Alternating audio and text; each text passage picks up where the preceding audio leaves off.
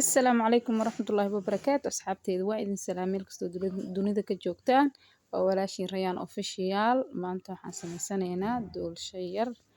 aan kasoo tuuranaynaa maro doolsho way ku jirtaa janalka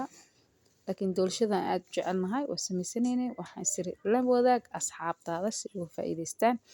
marka halkan waxaa igu jiro 4 xabo oo ukuna inta cadad intaan ku soo shubay xogaa yelo waa iga raacay inta yelo eedna waa tanaa inta cadna gaar aan usoo garaacaya inta yelowgan waa isku garaaci doona iyadoo sokorta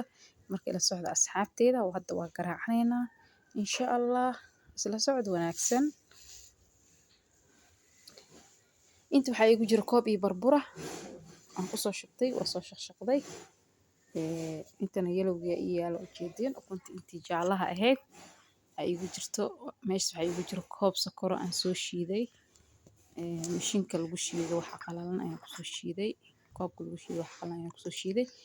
marka waa kaasa asxaabteeda hadda waa garaacidan bilaabaya insha Allah inta ala soo garaacaya inta kalena waa isla arkayna insha Allah sideen ugu soo bixi doonto waxa la rabaa in aad u garaac si fiican u soo garaac kaasa waa idinka jaray marka video weyn ku dheeraanayo haddana intaan yelowga garaacay sokorta isku daraya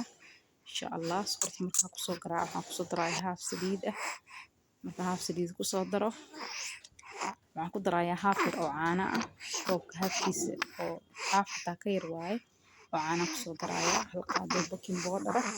intaas markaan isku daro inta cad gadaal uga soo darayaa insha Allah waxaan leeyahay musiibadii magaalada Muqdisho ka dhacday intii ku geeriyootay jannatul firdaws Allah siiyo inta dhaawacantayna Ilaahay ha u boogadhayo dhaawac fudud Ilaahay ha ka dhigo Ilaahay musiibada na haysata Ilaahay naga dul qaado musiiba jirto Muqdisho musiiba ku habsatay marka Ilaahay naga dul qaado Soomaaliyeed duceysano sujuud lagu duceysto marka hadda burki waa ku soo daray waa aniga soo qasay hadda waxaan ku darayaa intii cadeeda gaar u soo garaacay ayaan hadda ku soo daray waa kaas ku soo baxday birtaawadaasaan ku sameynayaa dab korka ma saarayo dabka caadiga ku sameynayaa laakiin digsi kuma shubaayo ama dab korka ma saarayo markay noo soo bislaato waa gadinaynaa insha Allah asla soconeynaa hadda waa soo saaray waa soo gadiya hadda masha Allah